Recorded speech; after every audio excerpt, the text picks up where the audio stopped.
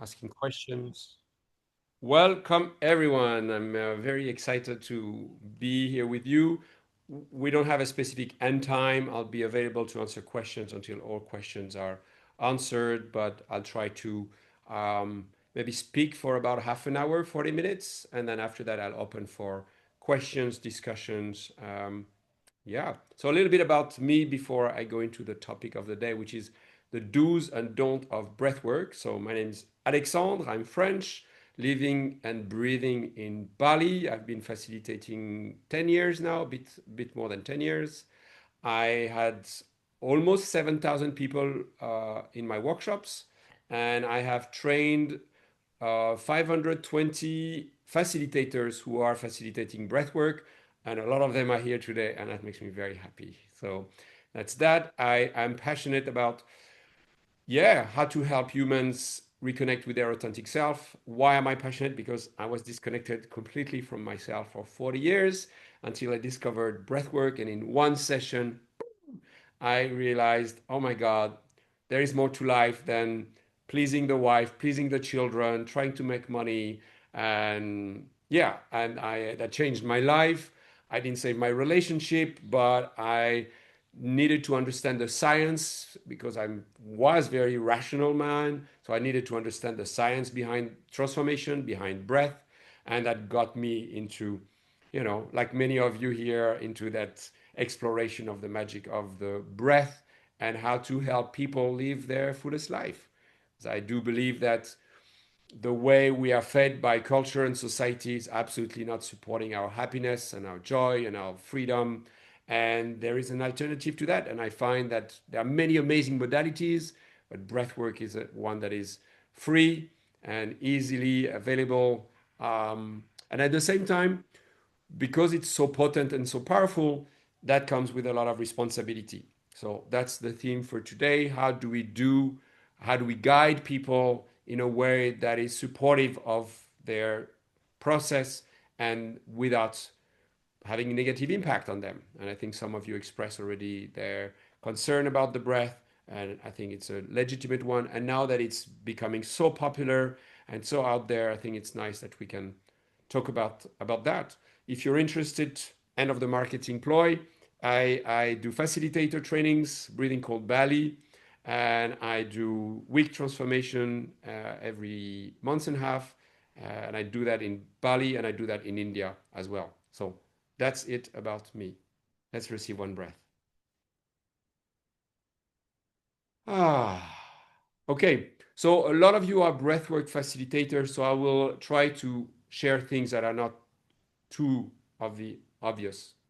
But when I was reflecting on the most important when it comes to facilitating safely, I realized that what was coming to me is very much how am I doing as a facilitator?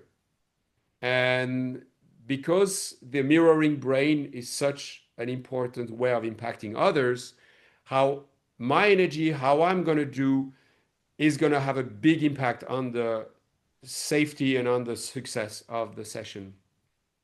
And so I would really encourage people to really make sure that they take care of themselves. And then the big do when it comes to breath work is self-care. How am I doing?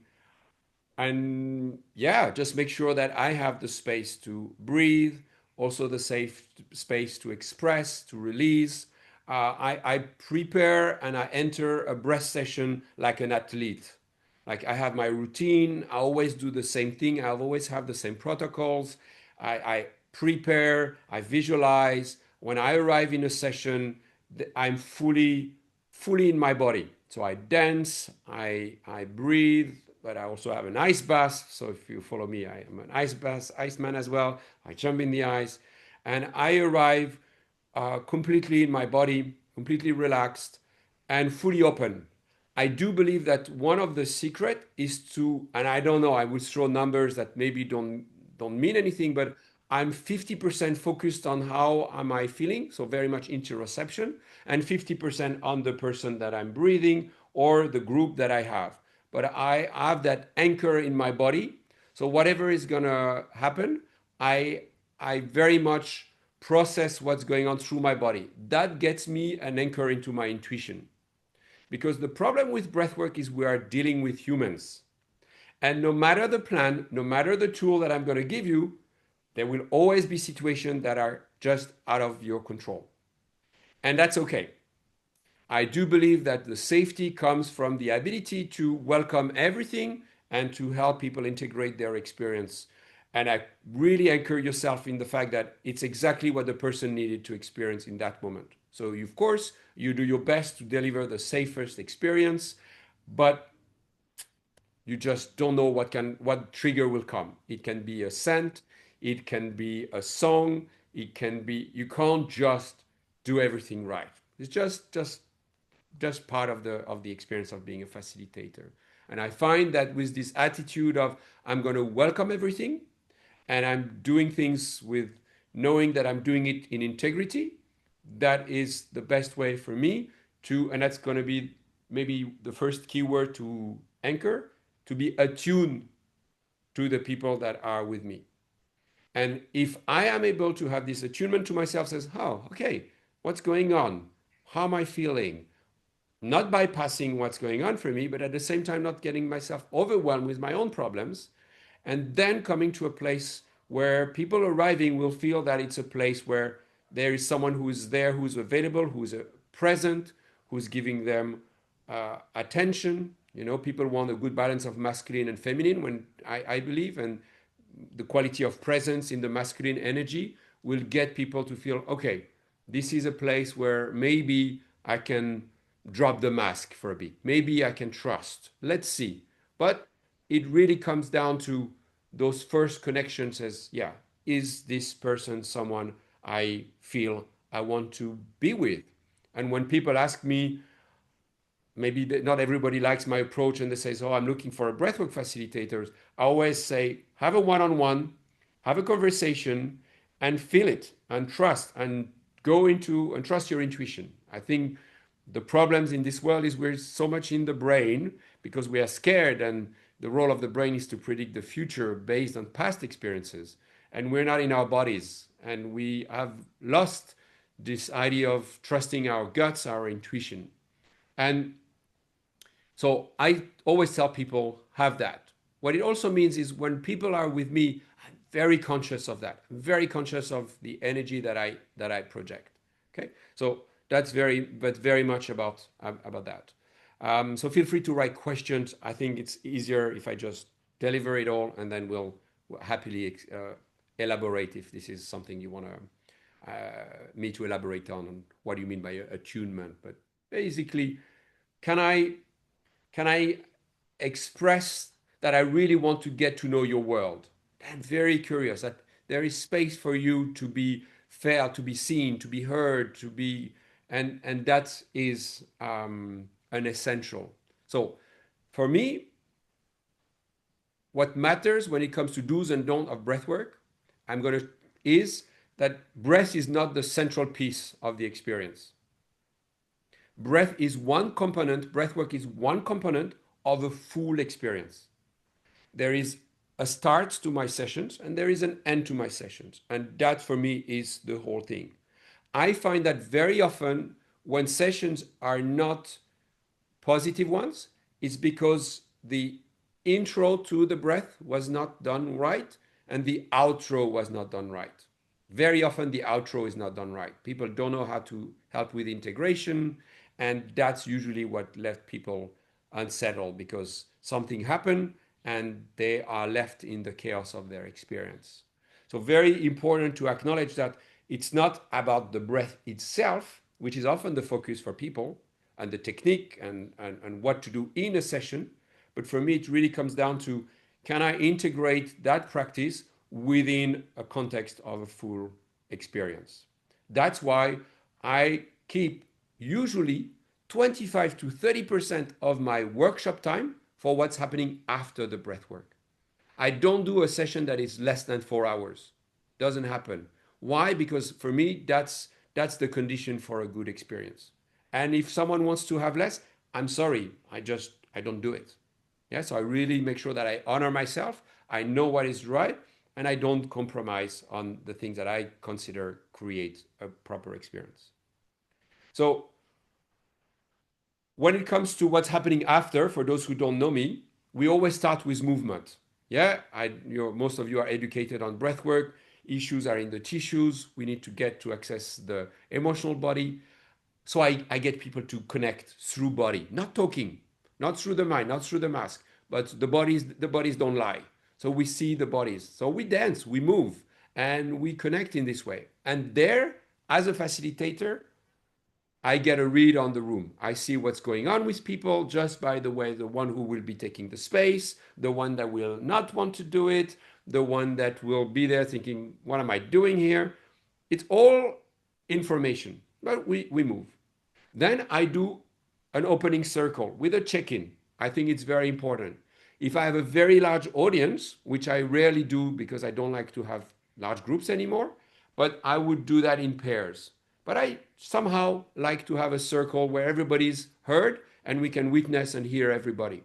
Very often, when you look at someone, you tell yourself a story based on the tattoos, the look, the necklace, whatever they're wearing. And it's nice to hear people and connect with them. So that helps people ground and trust not the facilitator, but the space, we call it the container. And then something that I like to introduce is authentic relating games. So I get people to pair and share authentically things that are quite vulnerable and share impact on each other. So all of a sudden, again, people get that first experience that it is a space where I already feel heard and seen, and not by the facilitator. I find that one of the key to the success of my sessions is that I'm not the hero of the experience. Not a leader, I'm not a teacher, I'm a facilitator. So I'm there for people to connect with each other. And that, I think, is one of the secret and do's in breathwork is, can I create a unified experience that is not about me? And that's important for a facilitator to do the work, to know that, are you in need of validation? What is your hidden agenda? People paid you, that's the energetic exchange. That should be it.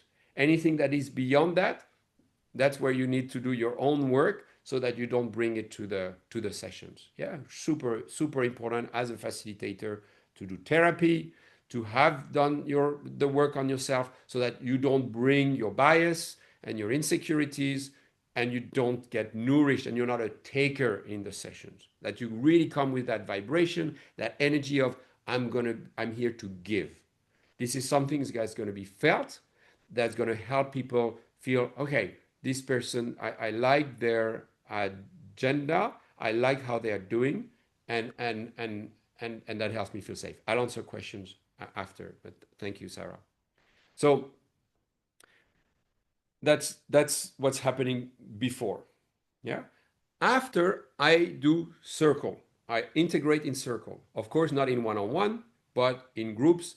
I much prefer groups to one-on-ones. I do believe in the power of community, and I use the IFS model, but in group setting, where when someone shares something, there are strong guidelines, and no advice giving, one speaker at a time, equal airtime. It's quite structured in a way that people feel they can finally open up. And I find that most people have their realization and their aha moment not in the breath, but after in the shares. Not so much because they share, but because they share how they are being impacted by each other. And that for me is the fireworks when people share about their abuse, their misuse, what they have done to others, but because they are responding to someone's share.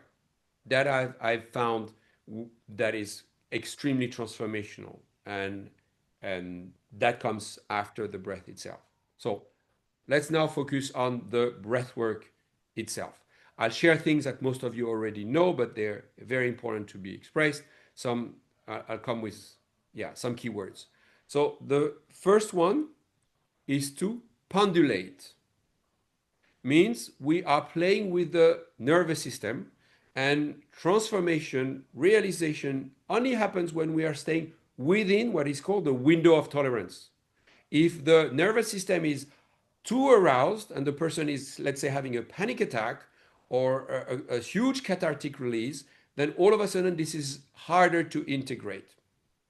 And it's way easier if all these releases happen, but progressively, slowly.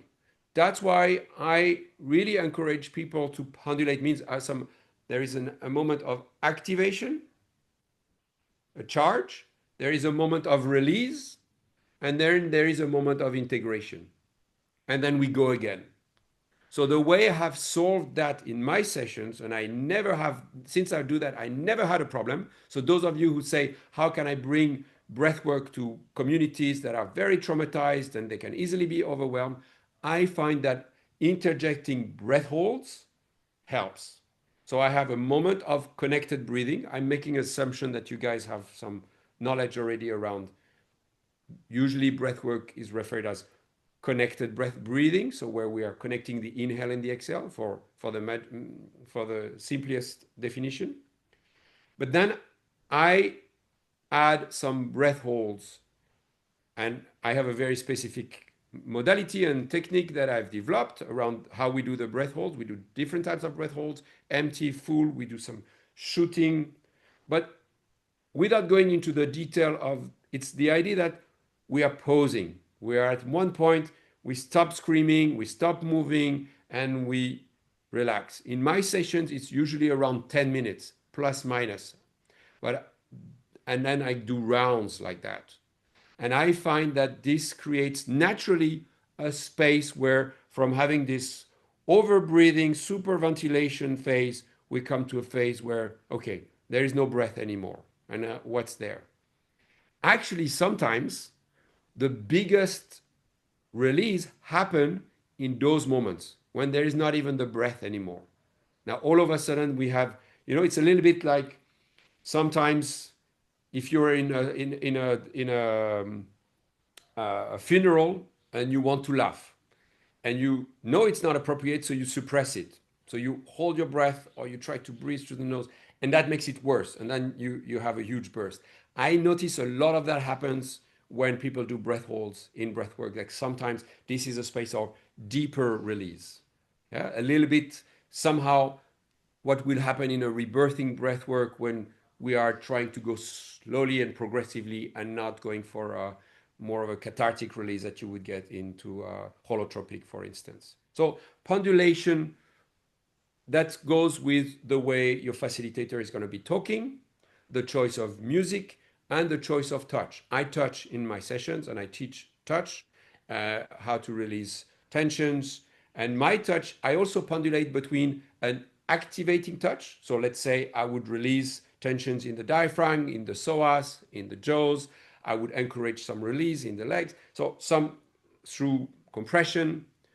But then my touch can also be caring and loving. I would call it a motherly touch, where I would be caressing a head, a face, or bringing a cuddle that will help the person just down regulate for a moment. And don't forget that this is not the end of the breathing, it's a cycle. And then we go again for another cycle. So that creates naturally a way for them to have some kind of activation of their nervous system, but they don't get overwhelmed by staying too long in that state of trigger of the nervous system. Yeah, so pendulating in one way or another, I find it important. The second word is titration. Yeah, to titrate means to put little by little. Like if you put you do a scientific exploration, you just put one drop, you look at the result, then you put another drop, and then you realize, okay, when is the explosion happening? And then accordingly, I can know what is the right measure. Titration is a little bit the same. You want people to go progressively when it comes to activation of their nervous system. So we are taking care of the nervous system by having some kind of a progression. So I use the gears of breathing.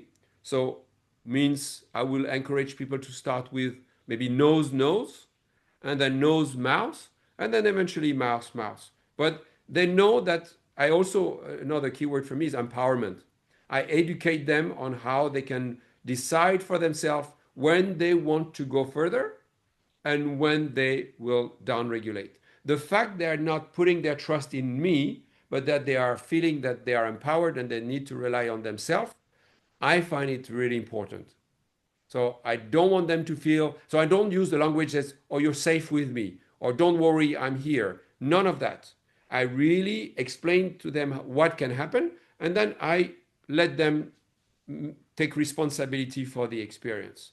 And I do that, of course, online when I'm not with the people, and I have the same incredible results in person and online by this idea of I explain to you what can happen, but then I empower you and you take full responsibility for yourself. Yeah? So that I find that titrating means going progressively, pendulating, staying within the window of tolerance, having a level of attunement means I'm when I'm with someone, I feel them. I say something that can be triggering for people, but for me, I compare, and I'm not politically correct, but I compare facilitating breathwork with lovemaking. When I'm with someone, I very much want to feel them. I'm with them. I want to know what's going on for them. And if I have that level of connection, and I can do that with a large number of people, then all of a sudden, I will know when is the right time to activate someone and when it's the time to slow it down, to pendulate and to slow down. Yeah. And what happens in my rounds is I also tell people to move, to change position, to use their hands. We move a lot, remember? So a lot is happening very much in the liberation of the body. And I find that when people are moving, it also anchors them into their bodies rather than just disassociating if they've been used to that. And most people, that's all they do most of their life. They're not in their bodies, they're next to their bodies. And the fact that they are moving, that they are making sounds and it's changing, it get them to not be stuck into patterns. Yeah, and we break patterns. So when it comes to my touch, a big do and is that I'm responding and I'm allowing. Those are my keywords. I'm not initiating and I'm not pushing. So it's important as a facilitator and as a breather to express that people and I should not have expectations, which is always impossible. We just check our assumptions. We cannot not have assumptions. But check what are your expectations when you come as a facilitator and as a breather. So getting people to reflect creates this idea of, okay, maybe I have expectation. There is something that I would like to move. Okay. And for there, it's important to make the difference between expectation and intention. I get an intention can be absolutely useful, but if you want something too much, then you lose it. For those of you who are meditators, is that you, when you are getting a certain state, and oh my God, I feel the bliss, and you get attached to that bliss state, and of course, that moment you are attached to it, it disappears. So to let go. And as a facilitator, that's why I tell people to use their hands a lot, because the hands are on the meridian of the heart. And all of a sudden, they are touching themselves and they are moving and they are guiding me and telling me where to go. Because, and I think I have an educated crowd, you know that when you are breathing in a connected way, you release a lot of CO2. And as a result, you shut down the prefrontal cortex. That's why people don't think about the future. They're not stuck in the past, but they also turn off the inhibition center. That's why people cry in breathwork. They cry in public or they have orgasm with people around them and they laugh with people who are crying next to them because all of a sudden they don't care anymore. And that's physiological when you breathe in a connected way. And that's what's cool about breathwork. That's why we are having this conversation. That's because all of a sudden we can access the unconscious and the subconscious because the conscious mind that is controlling, that is wanting to not show up emotions is disconnected for a bit. Yeah. So for me, I very much look, I look with my eyes and I see what people are doing and I'm responding. And I'm seeing and I'm feeling very much like a lover. What does this man need right now? And I can feel if the voice is stuck and he wants to scream, but he doesn't scream and it's stuck there. And I will encourage sound there. Or I will feel someone who is screaming too much and is stuck into their stories. And I will tell them to come back to the breath. Very often I hear when I join a session, in my session, we don't scream. In my session, this is how we do it. My religion is that we should welcome everything. And then we should adjust the medicine to each person, depending on where they're at. And by doing that, it's almost a symphony, or everybody will absolutely get what they need from the experience. And it doesn't have to be the same thing that one person, everyone will need. Someone who's very, let's say, muscular or super fit, I'm making the assumption that they are really good at control. So for them, I will invite, and maybe they can be hard on themselves. So for them, I will invite softness and maybe slow breath. And I will find someone who's very soft, very petite. That person, I want them to take space. Maybe I couldn't hear their voice in the sharing circle at the beginning. And I'm getting a hint, okay, I want you to scream later. Huh? Of course, I'm saying that as an intention and not as an expectation, but I'm there. Okay, I'm making a mental note. I feel this is what you could need right now. And just being there at the right time with the right words can really help the person just and have the release that they've been dreaming to have. Yeah. So that's a little bit of this idea of responding, allowing, and then being observing. Yeah, that's the other thing. A few more things. I always give space for people. So it's like there is a lot of space in my sessions. I take 4 hours. I don't need 4 hours, but I love that people feel, wow, this workshop was spacious, because that's what breathwork is all about. There need to be space. So there is space for question. There is space for someone to talk longer.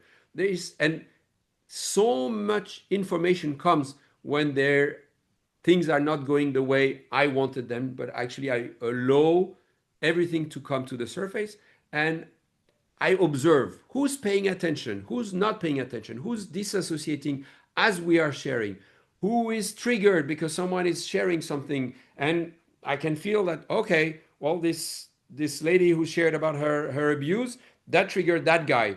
Okay, let's go there. And one of the things I'm famous for is for bringing the perpetrators, because I find that it's very comfortable to share a part of us that is a victim, but we are way more reluctant to bring the perpetrators into the space. And I work with prisoners in the Kerobokan prison here in Bali, and I love and I embody that when I facilitate and share the stuff that I have done to others, and I fully own it, including, I'm a father, things I've done with my children that I'm really, I wish I had not done it. Things like that, it gets very real. And that creates a space where people feel they can also share that part of themselves. And I have pedophile sharing, I have rapist sharing, which doesn't exist in our society. There is no space for someone to say, I'm attracted to children. So what we do, we put them in prison, and are there less abuse around the world? Of course not. So creating a space where everything is welcome is really everything is welcome. And that's what I call a space of transformation, because all of a sudden, this is where humanity comes without judging, finally. So that's a little bit there. I give a lot of space at the end. I give a lot of space, means that I don't touch also. And yeah, that was a little bit of introduction on the do's and don'ts of breathwork. One last thing, I find that my talk is extremely important at the beginning. And I do a long talk. I can do a 45 minutes talk. And it's not right at the beginning, it's towards just before the breath. But I find, and it's quite cliche, but when people understand why it's so powerful, then they commit to it. So I really explain why breath works. Yeah. And because people understand, because their minds are happy, they surrender. So that's a little bit about what I wanted to share with you today. And now I'm going to open for questions. And if you're okay to be in the video, you can also join the live with your questions. And we had a first question, 4 hours, one-on-one or group sessions. I do minimum 3 hours in a one-on-one. So it's one-on-one is 3 hours. And actually, now I only do 5 days minimum. So I don't do even sessions. So if you want to do a group session with me, it's 5 days. Because at this point, I really like to, I take care of me. I love to do deep work and I enjoy having people every day with me and then we go for it. And the idea of, okay, you're going to be with me, boom, like for 4 hours and that you go, eh, I always feel frustrated. I feel, mm, so I honor myself. And it's very frustrating because I say no all the time to people who want to do, because they come say, you cannot just sell a product for only 5 days. But the good news is I'm not interested in masses and big numbers, but I'm just want to honor myself. And maybe that's the last point before I open.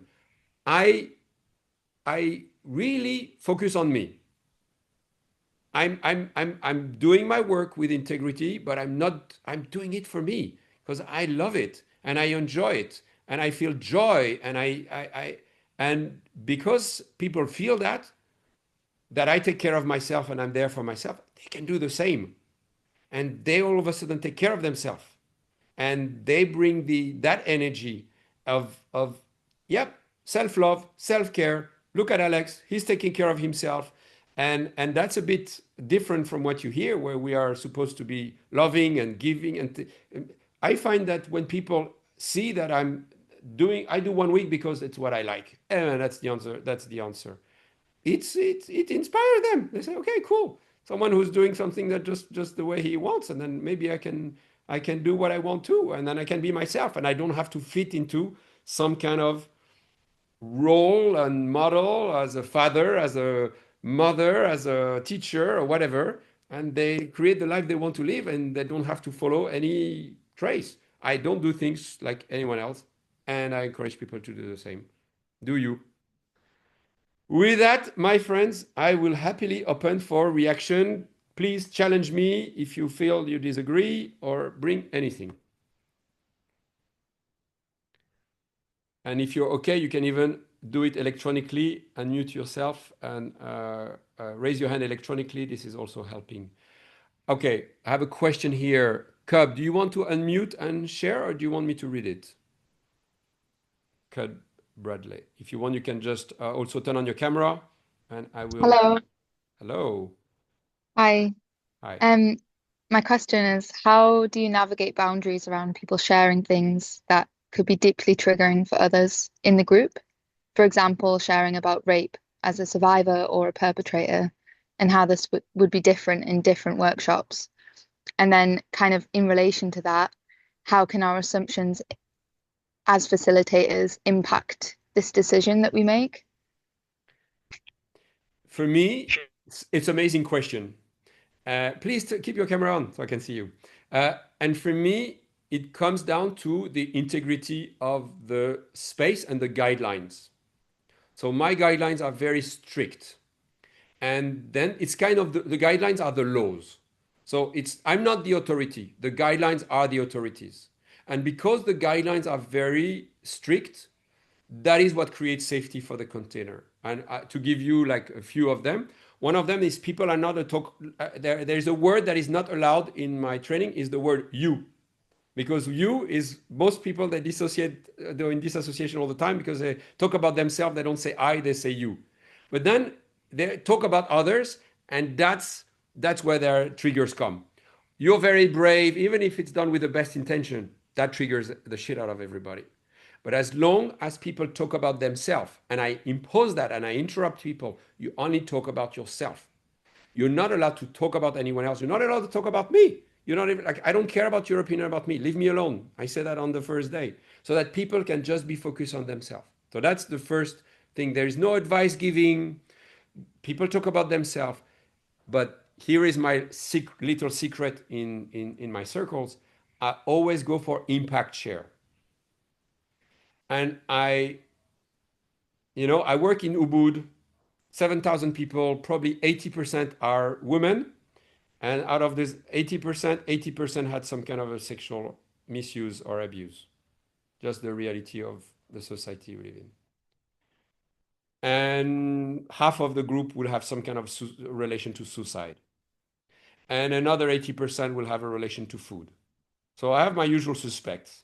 You know, why food? Because when you're a kid, you don't have access to cocaine. So what you use to control your emotions, what's available, the cookies and the boob of your mother. So there is a lot of traumas that are associated with that. So I know what's gonna be my hot topics. And I also pay attention to who's being triggered. Again, someone triggered, they were not gonna make eye contact.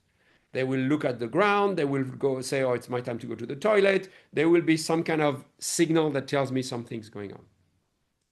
And actually, I have one of my mantra is trigger is my teacher.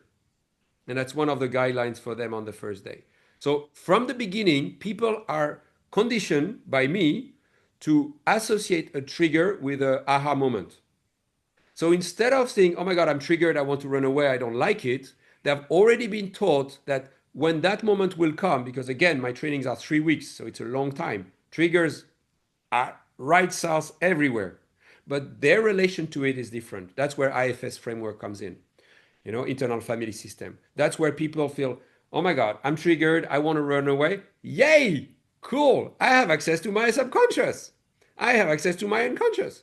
And because there is a field of safety, because this is a space where you can share this without being judged, without being rejected, and you can and we welcome everything, then all of a sudden, they bring stories, and every time they say something, and every workshop, every retreat, people say, I'm going to say something I've never said to anyone. Because they feel if people knew that, and that was me, that was me. So I get it. If people knew that about me, they wouldn't think what they think about me. And then all of a sudden they feel, yeah, I can bring the perpetrator. I can tell the bullying stories, and I'm sorry about what I've done to my sister, and I'm sorry about the moments where I blame someone just because I was angry at someone else, and all the projection that they've done in their life, and all the harm they have done. And my friends, I think that's how we do it. Circling, sitting together, it's the secret of longevity in the blue zone. Watch the documentaries. It's always come down to that. If someone has a problem, it's the problem of the community. And when you bring that, then we have a space for healing. But it's a collective healing. And nothing in our society is about that. It's all about shaming. It's all about pointing fingers. It's about saying, look at this. And then everybody's excited. Oh, look at Didi. Yay, we have a bad guy. Let's hang the bad guy. And another story of and we are so excited with identifying, and we have not moved beyond the Me Too movement. And we're still on that anger and resentment over the patriarchy years. Okay, is it working? Are we getting anywhere as a culture and as a society? Of course not. We just have more separation between men and women, more fear, more isolation, and that doesn't work. And then we look at the state of the world, and there's wars everywhere. So we have to realize that if we have done something that doesn't work and we keep doing it, it's called madness. And we need to change that. And that is, for me, by letting people take care of themselves, by stopping fixing. I don't give advice ever. I don't tell anything that I think could help people. I let them figure it out by themselves. And because there is this happening for 3 weeks, at the end, wow, people feel they can share it all and figure it out by themselves. And we can welcome some of my graduates here who can share about their experiences. But yeah, that's what I have to say on that. But I hope that answers. Yes, you feel complete, Cab? Yeah, thank you. Nicole. Thank you. Um, it sounds to me like all of your work is in-person work. So just have a question into the space around online breathworks and how we have the sort of impact that you're speaking to when we're working with people. You're shaking your head at me already. When Yeah, we're working with because it's people exactly the same. online, right? Because it's exactly the same, you think?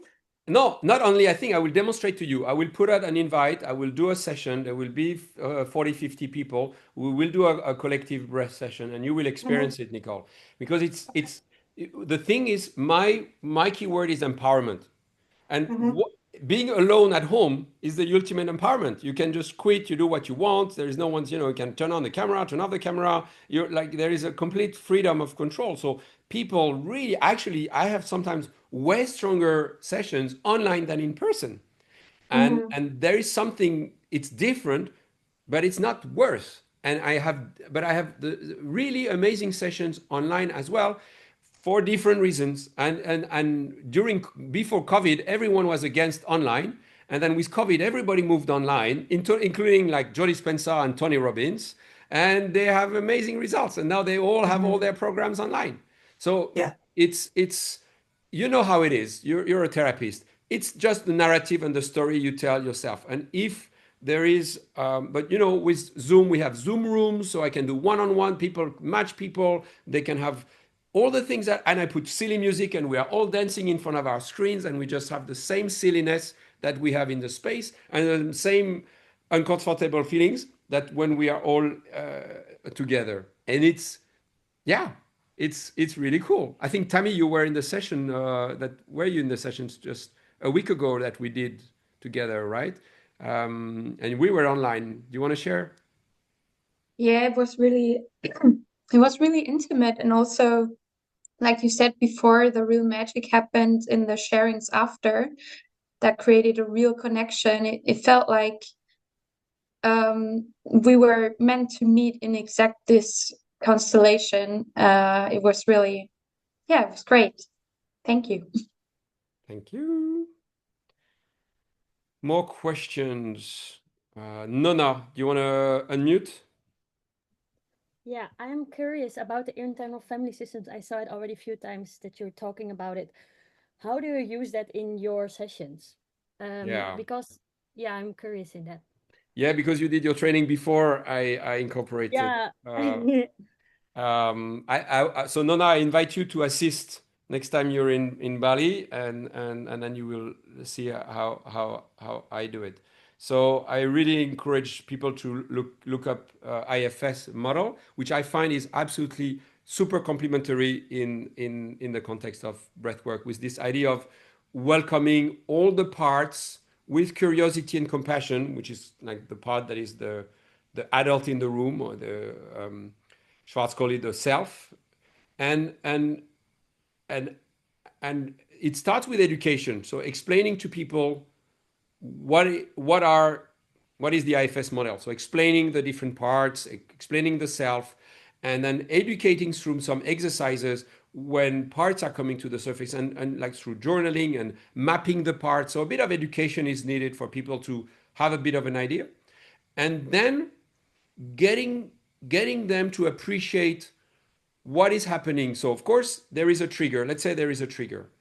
We know when the person is in a space of trigger, this is not the space where we grow. So this is the space where, okay, the person is shutting down. Usually they don't want to move. They go into immobilization, go to the polyvagal theory, and they get stuck. So first of all, we move. That's where I use my animals. Please, can you walk the dog? All of you with my training, at one point you were with the dog and you were with the cats, and there is some kind of like, okay, reconnecting to others. And I find animals for therapy absolutely amazing. So we go into, and I'll do a retreat on animal communication also, with a amazing therapist who's communicating with animals. So stay tuned with that. It's going to be in Lemongan, and we're going to do animal communication training with if you don't know about animal communication, it's pretty awesome. It's basically telepathy and things like that. So when people are uh, ex- reconnecting, now we're in the circle, they are down regulated from the trigger, they are able to articulate, to communicate. We get to observe what happened. And at first, the group operate like the self, you know, and the person is in the part and the group is in the self, with curiosity, with compassion. So we demonstrate all the quality, refer to the qualities C's and P's of the self in the IFS model. And bringing the energy of the C's in the container, it's really life-changing. You bring this energy of the self in the container, all of a sudden, the part relax. The same way that in IFS, you have a therapist that is playing the role of the self with curiosity, compassion, etc., playfulness. Uh, but by demonstrating that as a collective, people all of a sudden get to reflect on themselves. Oh, that's interesting. Yes. And I've been behaving like that all my life. And actually, that has nothing to do with that person. I give you an example of a recent training when someone had a huge release, starts screaming, and it triggered someone who couldn't hear the sound. Sounds familiar? And then there was, so again, we cannot anticipate the trigger will be from the sound. And then the person, after down regulating, can reflect, yeah, my parents were screaming to each other, and that's something that is now very, very familiar. And they get to have a relationship with that part and to get to know the part that can't deal with these loud sounds. And yeah, it's, but I think unlike IFS where you need a therapist, the fact that it is facilitated and supported by strangers, I find it really amazing that it's coming from the collective. And I really do believe in the power of community versus having someone who is amazing, because in the West it's very much about I have a great therapist, or my sister is the only one who listened to me, or my best friend. And but if instead of that special person it's strangers who are absolutely not your cup of tea and you can feel that from them, it reconnects people to hope and to humanity. So yeah, that's why I prefer groups.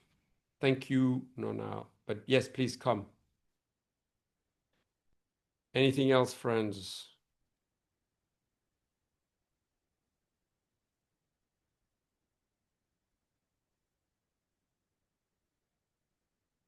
So during the 3 weeks workshop, are the participants doing connected breathing every day? Molly is asking that. No, the the secret of life is to live in the feminine, and the feminine is in the flow and is intuitive and is not structured, and that's a little bit disturbing and it's not easy, but I don't have a plan. I go with what's alive and I follow, and collectively we follow what's alive. And I'm very much trusting that my intuition will know what to bring. Of course, a little bit like a stand-up comedian, I have my tools ready, and according to the situation, I might pull something. But I don't plan, okay, today we do inner child work and tomorrow we're gonna do. No, I find that just following the energy of the container and of the collective and supporting it and allowing, the same way what I did in breathwork, I do it in life. And I do it in my trainings and my retreats, where literally I wake up in the morning, I have no clue what we're going to do an hour later, and I have 20 people says, okay, what are we going to do? And it always, because this is the part that becomes magical. That's the part which becomes a co-creation, when it's no longer Alex is amazing, but wow, we did it together, and it's a collective, and it's us, and I wouldn't have done it without you as a collective. And for that, it's to stay in the feminine, to stay into, I don't know what we're going to do next. I do find that it's such an exciting way to live, also, rather than, because people have too much control in their life. I'm not going to bring more control. And of course, there is a curriculum and there is some kind of a, I call it, the flowgram. So there is some kind of like, we know when to start, we know when it ends, but there is space for, and I find that if I say what we're going to do and then we don't do it, then I've created expectations. But if they come and we don't know what's going to happen, one day I do a morning, we have now a morning practice in the morning. And one girl She couldn't stop breathing for another 2 hours. And everybody was having breakfast. And she was having, for those who know, she was having a rebirth. Yeah. And then all of a sudden, we did some activities while we were waiting for her. But then everything came around the trauma of birth. She shared her that she was not welcome and that she couldn't, like how hard it was for her to live because of her very early childhood traumas. And that became a huge theme for everybody because we all have that shared trauma. And the whole day was around rebirthing. And that was the most pivotal, profound moment of the 3 weeks. And I had planned an ice bath, you know. So it's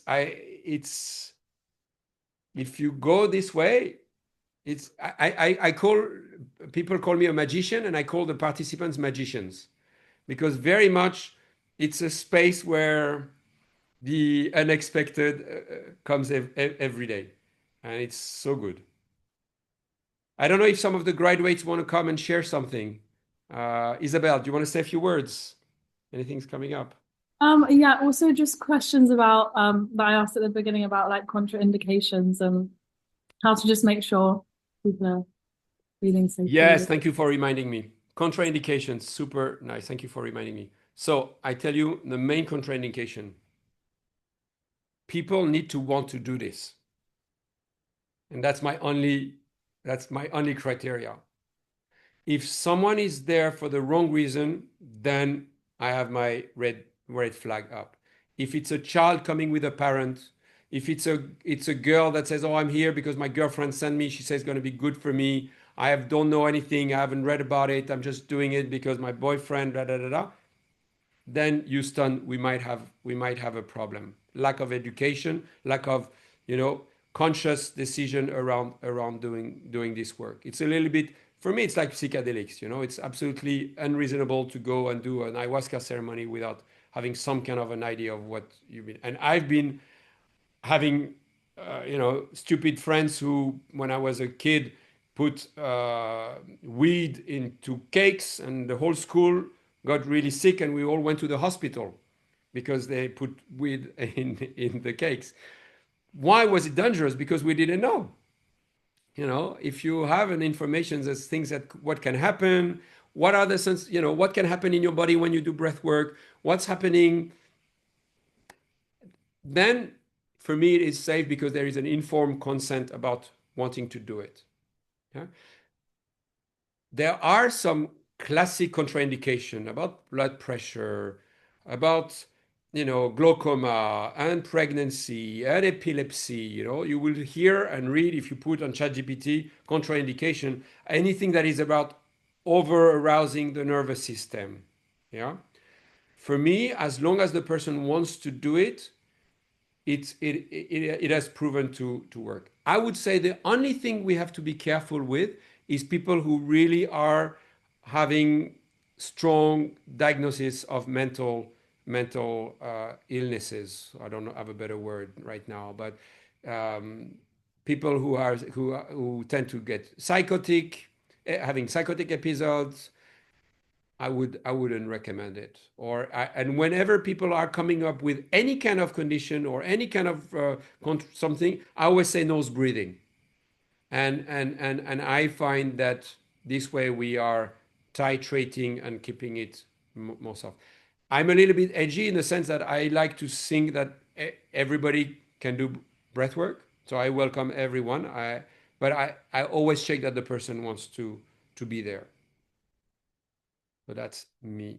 Tammy, go ahead. Thank you. Just about the contraindications with the blood pressure, is there some kind of upper limit that you would say? I think we talked about this in a training, but I don't remember. Is there some limit where you say, okay, this is gonna be really tricky if I do mouth breathing over some certain blood pressure? Yes. So the way I thank you for that. So the way I measure it is by measuring their breath hold. So to give you a number, someone who cannot do a breath hold of more than 15 or 20 seconds, I don't recommend breath work. Yeah, so if they cannot hold their breath 20 seconds, that's very much a very poor CO2 tolerance, a very, very hard, strong sensitivity to CO2. And I would say for these people, first we need to go with calming, pranayama, down-regulating practices, and CO2 tolerance practices. Because breath work is dysfunctional breathing, it is not the way to breathe. It has a therapeutic aspect to it, but if you are already overstressed and you are putting additional pressure on a nervous system that is already exhausted, that can just be too much. So a rule of thumb, 15, 20 seconds, breath hold. That would be my safety zone. And I do tend to do some kind of a breath hold test now in the first part of the session. People love the talk on CO2 tolerance, and we tape and stuff like that. All right, friends. Any other question? We are at 1 hour. Anything anyone wants to share? A testimonial or yeah. Dave, go ahead.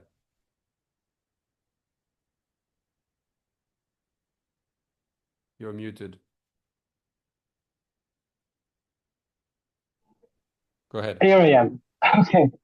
Yeah, I just wanted to I'm feeling right to share my testimonial because now is exactly 1 year that I completed my 3-week training with you, Alex. And I really feel like so grateful, and I want to share with all the group because it really changed my life. I already done in the last 5 years mental coaching, mentorship, and other kind of facilitation. But what I experienced in your one, when Breathwork is part of tension relating, was one of a kind. And I'm keeping bringing to my life on a daily basis what was the teaching that you share in a way, as you said, you weren't the leader, you weren't the teacher in a normal way. But what I got from that about authenticity, about really don't give up, but now my heart is really crack open, and I'm living my dream life.